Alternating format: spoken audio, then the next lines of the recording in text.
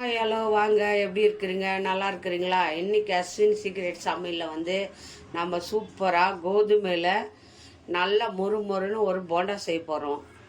கோதுமை மாவு எல்லோரும் வீட்லேயும் இருக்கும் இல்லைங்களா? சிம்பிளாக குயிக்காக 10 நிமிஷத்தில் கெஸ்ட்டு வந்தால் நம்ம செஞ்சு கொடுக்குறதுக்கு இந்த ஸ்நாக்ஸு வெரி நைஸாக இருக்கும், டேஸ்டியாக இருக்கும். உடனே செஞ்சிடலாம், 10 நிமிஷம் கூட ஆகாது.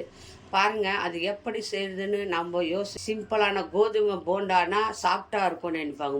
மொறு நம்ம செஞ்சு காட்டுவோம். வாங்கல் எப்படி செய்யுது பார்ப்போம். பாருங்கள், நான் ஒரு கப்பு, நீங்கள் மெஷர்மெண்ட் எடுத்துக்கோங்க, கப்போ கிளாஸோ கரெக்டாக எடுத்துக்கோங்க. அப்போ தான் போண்டா வந்து சூப்பராக வரும். பாருங்கள், ஒரு கப்பு நான் கோதுமை மாவு எடுத்துருக்கிறேன், போட்டுக்கோங்க. ஒரு கப்பு கோதுமை மாவு. பாருங்கள், அரை கப்பு கடல மாவு. ஒரு கப்பு கோதுமை மாவு, அரை கப்பு கடல மாவு. கரெக்டாக மெஷர்மெண்ட் பண்ணுங்கள். ஒரு கப்பு கோதுமை மாவு, அரை கப்பு கடல மாவு போட்டுக்கோங்க. பாருங்கள், 1/4 கப்பு அரிசி மாவு.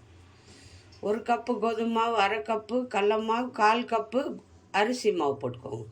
அப்போ தான் மொறுன்னு வரும், டேஸ்டியாக வரும். இதில் உப்பு போட்டுக்கோங்க, தேவையான உப்பு போட்டாச்சு. இது நல்லா இப்படி வந்து பிசைஞ்சிருங்க. உப்பு மாவு, அரிசி மாவு, கோதுமை மாவெல்லாம் நல்லா கலந்துருங்க. நல்லா கலந்துட்டு இது கூட என்னென்ன போடலாம் பாருங்கள். இதுதான் எல்லா பக்கமும் உப்பு எல்லாம் சேரும், நல்லாயிருக்கும். சிம்பிளாக பாருங்கள், 5 நிமிஷம் வேலை இல்லை. இது மாவு கலக்கிட்டால் நம்ம உடனே செஞ்சிடலாம். வெங்காயம் பொடியாக நறுக்கி வச்சுக்கிறேன், ஒரு வெங்காயம். இதிலே ஒரு 4 கருவேப்பிலை வந்து நான் பொடி பண்ணி வச்சுக்கிறேன், அதையும் போட்டுக்கோங்க. கருவேப்பிலை கொஞ்சம், வெங்காயம் ஒன்று பெருசாக கட் பண்ணி போட்டுக்கோங்க. நல்லா கொத்தமல்லி போட்டுக்கோங்க, நல்லாயிருக்கும் வாசனை கொத்தமல்லி போட்டால். மிளகாத்தூள் நீங்கள் பச்சை மிளகா கூட போட்டுக்கலாம், நான் மிளகாத்தூள் போடுறேன் காரத்துக்கு. அவ்வளோதாங்க. கொஞ்சமாக தண்ணி ஊற்றி நம்ம இது பிசைஞ்சிக்கலாம். ரொம்ப தண்ணி ஊற்றக்கூடாது, கொஞ்சம் பிசைஞ்சிக்கலாம். பாருங்கள், இந்த மாதிரி மிக்ஸ் பண்ணிவிடுங்க. மிக்ஸ் பண்ணிட்டு கொஞ்சம் தண்ணி ஊற்றி கொஞ்சமாக பிசைஞ்சுக்குங்க.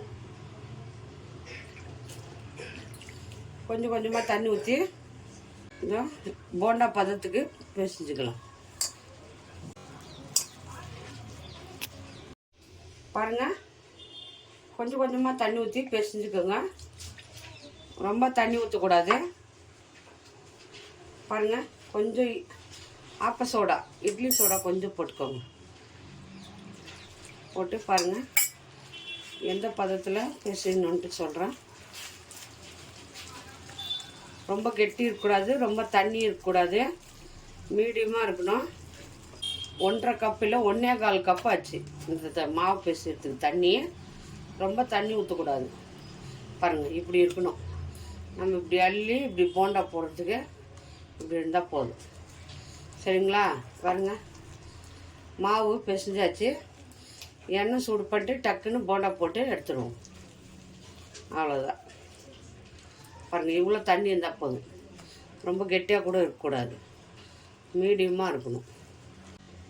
எண்ணெய் காஞ்சிச்சான்னு பார்த்தேன், எண்ணெய் காஞ்சிடுச்சு. இப்போ நம்ம போண்டா போட்டுக்கலாம்.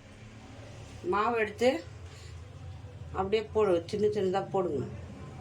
உங்களுக்கு எந்த சைஸில் வேணுமோ அந்த சைஸில் போட்டுக்கோங்க. சூப்பராக இருக்கும். கோதுமை மாவு போண்டான்னா நல்லா டேஸ்டியாக இருக்கும். எந்த மாதிரி சைஸ் வேணுமோ அது மாதிரி போட்டுக்கோங்க. பண்ணுற நேரத்துக்கு நம்ம போண்டா போட்டு எடுத்துடலாம். அவ்வளோ சீக்கிரமாக செய்ய வேண்டியது இந்த போண்டா. சரிங்களா? பாருங்கள், போட்டு ஒரு 5 நிமிஷம் விட்டுருங்க. அப்படியே போண்டா வேகட்டும். பாருங்கள், அப்படியே லைட்டாக திருப்பி விடுங்க. சூப்பராக வருது பாருங்கள் போண்டா, கோதுமை மாவு போண்டா. பாருங்கள், செம்மையாக இருக்குது பாருங்கள். ஒரு போண்டா சாப்பிட்றவங்க 10 போண்டா சாப்பிட்றவங்க, அவ்வளோ டேஸ்டியாக இருக்கும். சிம்பிளாக இருந்தால் கூட நல்லா அப்படி கொஞ்சம் திருப்பி விட்டு நல்லா வேக வச்சு எடுத்துக்கோங்க. பாருங்கள், ஆயிடுச்சு. அவ்வளோதான். பாருங்கள், சூப்பராக வந்திருக்கு போண்டா. மேலே நல்லா மொறுன்னு இருக்குங்க. கோதுமை மாவுலன்னா அப்படியே சாஃப்டாக இருக்காது. நம்ம வந்து நார்மலாக போண்டா பண்ணுற மாதிரி நல்லா சூப்பராக இருக்கும். எடுத்துடலாம். போண்டா ஆயிடுச்சு. மேலெல்லாம் நல்லா மொறுன்னு ஆயிட்டு பாருங்கள், எவ்வளோ சூப்பராக வந்துருக்குது.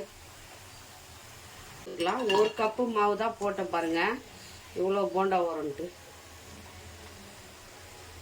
எல்லா போண்டாவும் போட்டுட்டு காட்டுறேன் பாருங்கள். இன்னும் கொஞ்சம் மாவு இருக்குது, எல்லா மாவும் போட்டுக்கலாம். போட்டுருங்க.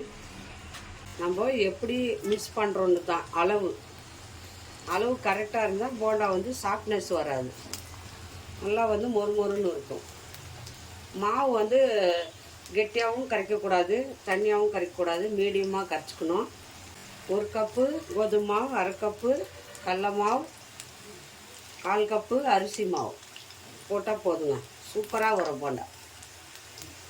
எதுனா அதிகமாகிடுச்சுன்னா நல்லா வராது, சாப்பிட்னா ஆகிடும், இல்லைன்னா ஒரு மாதிரி ஆகிடும். அவ்வளோதான் பாருங்கள், 1 கப்பு மாவுக்கு எவ்வளோ போண்டா வந்துருக்குது பாருங்கள். 2வது வாட்டி போட்டாச்சு, சூப்பராக வந்துருக்கு பாருங்கள். போண்டா செம்மையாக இருக்குது. நல்லா எடுத்துக்கலாம். ஏன்னா கோதுமை மாவு வந்து சாஃப்டாகிடும்னுவாங்க. வேறு எவ்வளோ சவுண்டு வருது பாருங்கள், மொறுன்னு இருக்கும். அவ்வளோதான், சுட்டாச்சு. எப்படி வந்துச்சு பார்க்கலாமா? போண்டா எவ்வளோ சூப்பராக வந்துருக்கு பாருங்கள். போண்டா நல்லா அருமையாக வந்திருக்கு, சூப்பராக. எப்படி வந்துச்சு பாருங்கள். மேலே வந்து நல்லா பாருங்கள், மொறுன்னு இருக்குது பாருங்கள்.